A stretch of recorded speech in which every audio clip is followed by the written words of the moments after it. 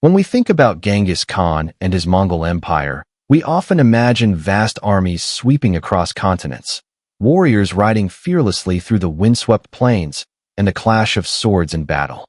However, one of the most fascinating, yet frequently overlooked aspects of their military success was the food they consumed.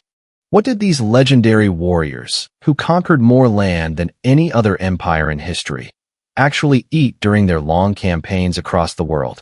How did they sustain themselves in environments where food was scarce, and what allowed them to remain so mobile and efficient?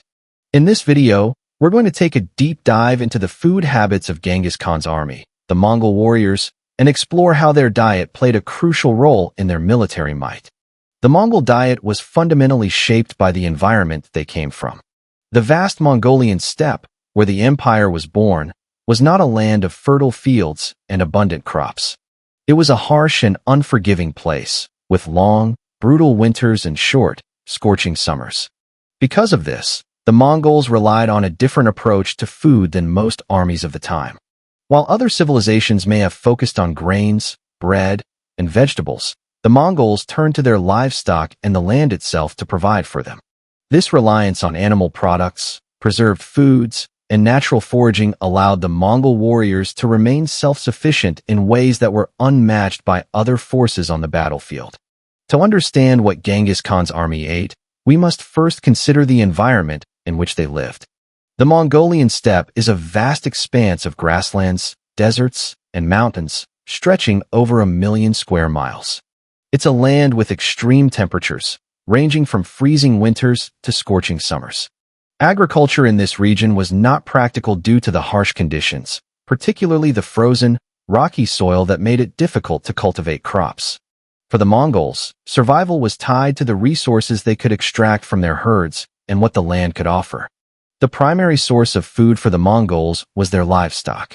The Mongol herds consisted mostly of horses, cattle, goats, sheep, and camels. Each of these animals provided something valuable, from milk and meat to hides and wool. It was a truly nomadic way of life, where herding animals were as much a part of the Mongol culture as the warriors themselves. The wealth of a Mongol tribe was measured by the size of their herds, and this influenced their diet.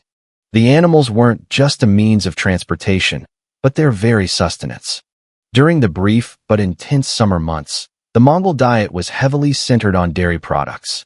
As the weather warmed, the Mongol herds would graze freely, and the Mongol people would take advantage of the bounty of fresh milk. Milk was consumed in many forms, whether fresh, turned into yogurt, or transformed into cheese.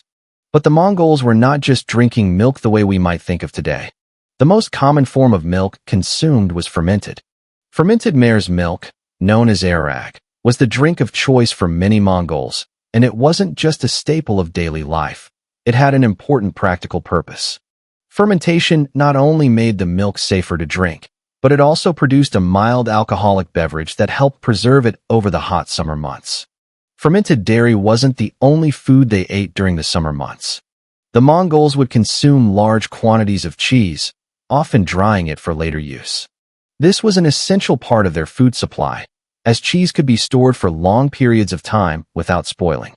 The Mongol diet in the summer was one of relative abundance, an abundance of dairy and fresh animal products that sustained them during the warm months before the harsh winter set in. As summer gave way to autumn and the days grew shorter and colder, the Mongol diet began to shift.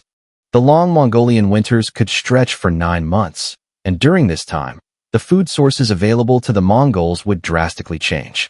The fresh milk and yogurt of summer would give way to preserved foods, with a heavier reliance on meat and dried products. During this time, the Mongols would slaughter the older, weaker animals from their herds. These animals, no longer able to keep up with the demands of the nomadic life, would be used to provide food for the coming winter. The Mongols were expert butchers, and every part of the animal was put to use. The meat itself would be dried or salted to preserve it, ensuring the warriors had enough food for the long winter months.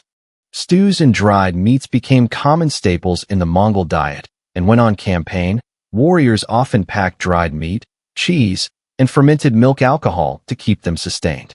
These preserved foods allowed the Mongol army to march for weeks or even months without needing to resupply from outside sources. In fact, one of the most remarkable aspects of Mongol military campaigns was their ability to live off the land, scavenging what they could find and supplementing it with the food they carried. In addition to the basic provisions of dried meat and cheese, the Mongols would also make use of wild herbs and plants to add flavor to their meals.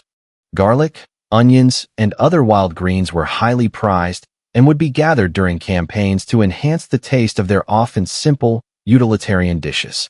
These wild ingredients not only added flavor, but also provided important nutrients that the Mongols would otherwise lack during their travels.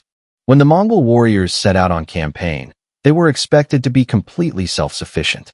One of the most fascinating aspects of their diet was how they carried their rations with them. A Mongol warrior would typically pack his supplies in saddlebags attached to his horse. These supplies would consist of dried meat, cheese, and fermented milk alcohol, essentially a mobile pantry that allowed them to remain on the move for extended periods of time without needing to stop and resupply. One of the most ingenious aspects of Mongol field rations was how they used the motion of their horses to cook food. The Mongols often carried bags of dried meat, rice, and sometimes even vegetables beneath their saddles. The friction caused by the horse's movements as it galloped across the steppe would slowly cook the food inside the bag. This process could turn the meat and rice into a stew-like substance, providing the soldiers with a warm meal without the need to build a fire. It was a brilliant solution to the challenges of cooking while constantly on the move and further demonstrates the resourcefulness of the Mongol army. The Mongol warriors were also adept at foraging for food while on campaign. They would raid enemy lands and gather whatever they could find, be it wild berries, roots, or livestock. The ability to forage and live off the land allowed the Mongols to stay mobile and avoid being bogged down by cumbersome supply lines, a strategy that made them nearly unstoppable on the battlefield.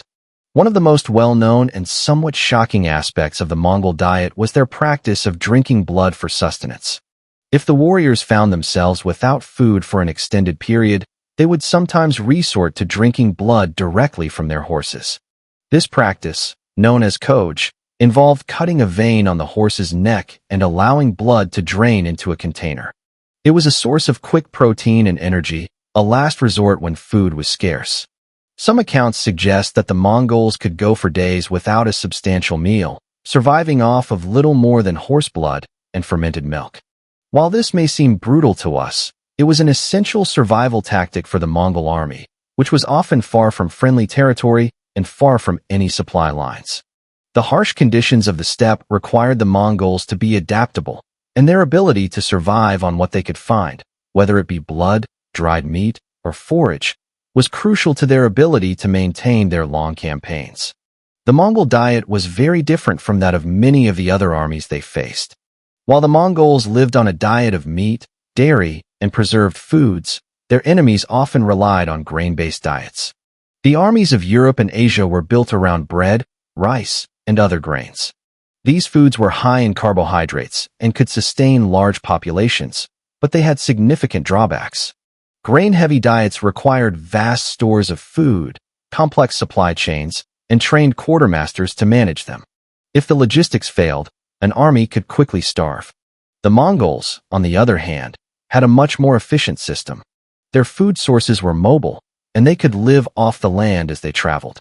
Their herds of livestock followed the army, providing a continuous source of food that didn't rely on fixed supply lines or the difficulty of transporting grains across vast distances. This ability to remain self-sufficient, even in enemy territory, was one of the key factors that allowed the Mongols to conquer such a massive area. So how did the Mongol diet contribute to their success? The Mongol warriors were able to live off the land, keep their supplies light, and move quickly, traits that made them formidable opponents. Their ability to adapt to harsh environments and maintain their strength and stamina in the face of difficult conditions was directly tied to the foods they ate. The Mongol diet was designed to fuel warriors who needed to stay agile, quick, and strong, traits that were essential for the kind of warfare the Mongols engaged in. The Mongols didn't just rely on the food they carried with them. They were expert foragers, scavenging from the lands they passed through. Their mobility meant that they could strike quickly, overtake enemy forces, and then retreat without being weighed down by heavy logistical needs. Their food supply was just another tool that allowed them to maintain this strategy. The Mongol diet was not just a matter of survival. It was a reflection of their nomadic lifestyle, their resourcefulness, and their military strategy. From their reliance on livestock and dairy to their clever use of preserved foods and foraged ingredients, the Mongols were able to sustain themselves in some of the most challenging environments on Earth. Their diet helped fuel an empire that stretched from the steppes of Mongolia to the shores of the Mediterranean, and it played an integral role in the military success of one of the greatest conquerors in history, Genghis Khan.